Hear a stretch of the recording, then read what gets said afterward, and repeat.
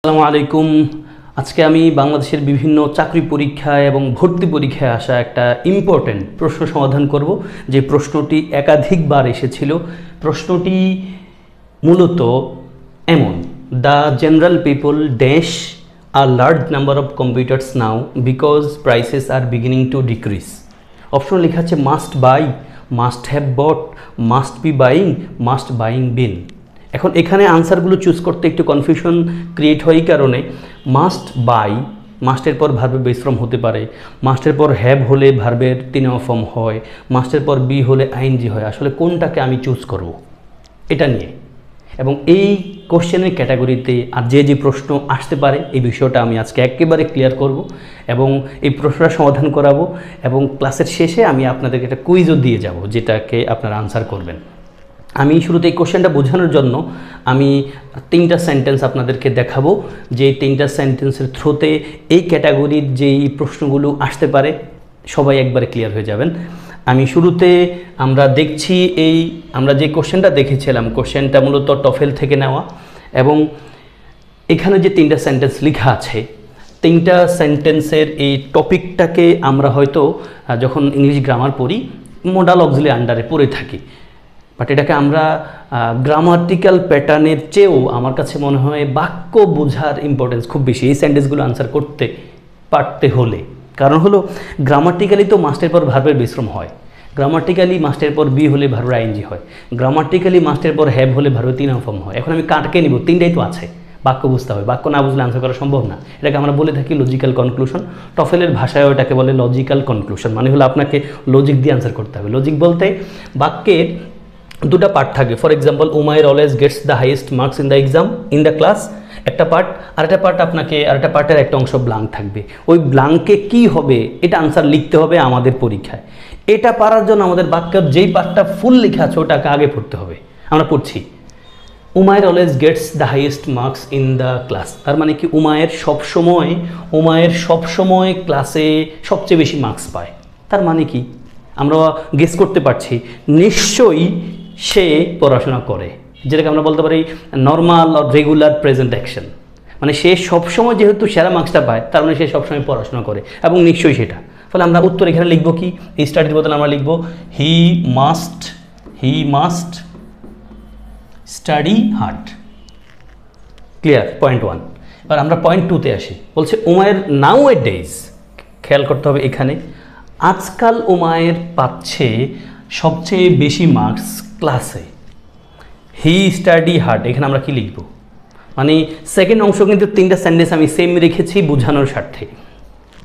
এখানে বলছে আজকাল যেহেতু সে সেরা মার্কস পাচ্ছে, তার মানে কি সে নিশ্চয়ই এখন খুব পড়াশোনা করছে, নিশ্চয়ই খুব পড়াশোনা করছে। ফলে আমরা বলতে হবে হির পরে হি মাস্ট তারপর বি বাইং। এখন বাক্য না বুঝে কিন্তু আনসার এখানে করা সম্ভব না, কারণ মাস্টের পর ভার্বের বেস ফর্ম হয়, বি হয়ে আইএনজি হতে পারে, হ্যাভ হলে ভার্বের 3 নম্বর ফর্মও কিন্তু হতে পারে। ফলে আমরা এখানে দেখছি আজকাল যেহেতু সে এখন সেরা মার্কস পাচ্ছে, তার মানে নিশ্চয়ই সে পড়াশোনা করছে কঠোরভাবে। অ্যান্ড থার্ড সেন্টেন্সে তাকাতে হবে টুডে, আজ উমায়ের হ্যাজ গট, উমায়ের পেয়েছে সেরা মার্কস ক্লাসে। যেহেতু আজ সে সেরা মার্কসটা পেয়েছে তার মানে কি সে পড়াশোনা করেছিল। আমরা এটাকে বলতে পারি, আমরা প্রথমটাকে বলছিলাম regular present action or normal present action, সেকেন্ডটাকে আমরা বলতে পারি যেহেতু নাও ডেজ দেখে আমরা বুঝতে পারছি এটাকে আমরা বলতে পারি কন্টিনিউয়াস অ্যাকশন। আর এখানে সে আজ পেয়েছে সেরা মার্কস, তার মানে কি সে পড়াশোনার আগে করেছে, পড়াশোনা কিন্তু শেষ, যেটা আমরা বলতে পারি কি পাস্ট অ্যাকশন। ফলে কি বলতে হবে, হির পরে আমরা মাস্ট বলবো, তারপরে পারফেক্টিভ ব্যবহার করো, মাস্ট হ্যাভ ভার্বের 3 নম্বর ফর্ম। আমি যদি রিক্যাপ করি এই অংশটাকে, যদি আমরা বুঝতে পারি একটা কাজ যে কেউ অবশ্যই প্রতিদিন করে, ফর এক্সাম্পল উমায়ের সবসময় ভালো মার্কস পায়, তার মানে কি সে অবশ্যই পড়াশোনা করে, যেটাকে আমরা নর্মাল আর রেগুলার প্রেজেন্ট অ্যাকশন বলি। সেকেন্ডটাতে দেখছি উমায়ের আজকাল পাচ্ছে, তার মানে সে আজকাল খুব পড়াশোনা করছে, ফলে মাস্ট বি ভার্বের সাথে আইএনজি। আর এখানে দেখছি উমায়ের আজ সেরা মার্কস পেয়েছে, তার মানে অবশ্যই সে পড়াশোনা খুব করেছিল, কাজটা কিন্তু শেষ, পাস্ট অ্যাকশন। ফলে কি বলতে হবে, মাস্ট হ্যাভ ভার্বের 3 নম্বর ফর্ম। আশা করি বোঝাতে পেরেছি। আমি যদি আপনাদেরকে নিয়ে আগের সেন্টেন্সে যাই, যেটা আমাদের কোশ্চেন ছিল, এটা আমরা এবার সমাধান করব। জেনারেল পিপল মানে সাধারণ জনগণ dash a large number of computers now. Now এটার দিকে তাকালেই যে কেউ আনসার করে ফেলতে পারবেন। আজকাল জেনারেল মানুষ অনেক কিছু কিনছে, কারণ আমি বলছিলাম যেই অংশে ব্লাঙ্ক থাকবে ওই অংশটা আমরা আগে না পড়ে যে অংশটা ব্লাঙ্ক নাই সেই অংশটা আগে পড়লে আমাদের আইডিয়াটা ক্লিয়ার হয়ে যাবে। বিকজ অর্থ কারণ, যদি বিকজটাকে আমরা শুরুতে নেই, অর্থ কারণের বদলে যেহেতু ধরলে আরও সহজ হয় অর্থ করার স্বার্থে। যেহেতু দাম আর বিগিনিং শুরু করছে টু ডিক্রিজ, মানে যেহেতু দাম কমা শুরু করছে, সেহেতু এটাকে আমরা নিশ্চয় নিব না, সেহেতু সাধারণ জনগণ অনেক সংখ্যক কম্পিউটার্স এখন আছে, কিন্তু এখন কিনছে।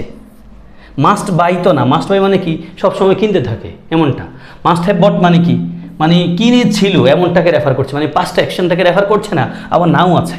তাহলে বাক্যটার উত্তর নিশ্চয়ই মাস্ট বি বাইং দ্য। আমরা যদি বাক্যটা এইভাবে পড়ি, because prices are beginning to decrease, যেহেতু দাম কমা শুরু করেছে সেহেতু the general people must be buying, সাধারণ জনগণ অনেক কিনছে, অবশ্যই কিনছে, আর large number of computers now. নাও দেখে আমরা ক্লিয়ার বুঝতে পেরেছি এটাকে নিশ্চয়ই আমরা মানে প্রেজেন্ট কন্টিনিউয়াস মোডে রাখতে হবে।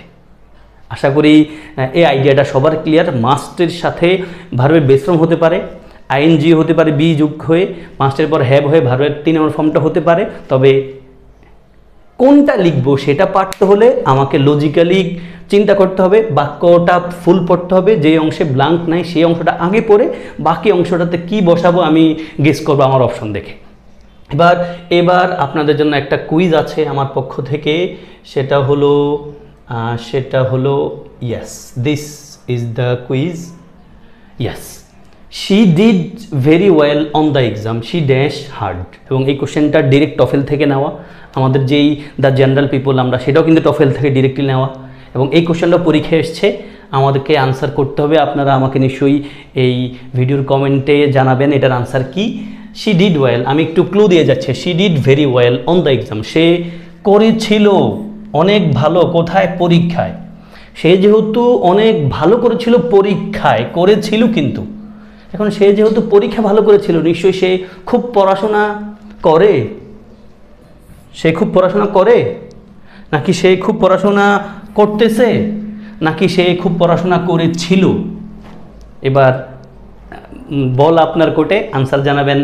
এ হবে, বি হবে, নাকি সি হবে, নাকি ডি হবে? আশা করছি কেউ ডি নেবেন না, মাস্টের পর ভার্বের সাথে আইএনজি হয় না, মাস্টের পর ভার্বের বেস ফর্ম হয়।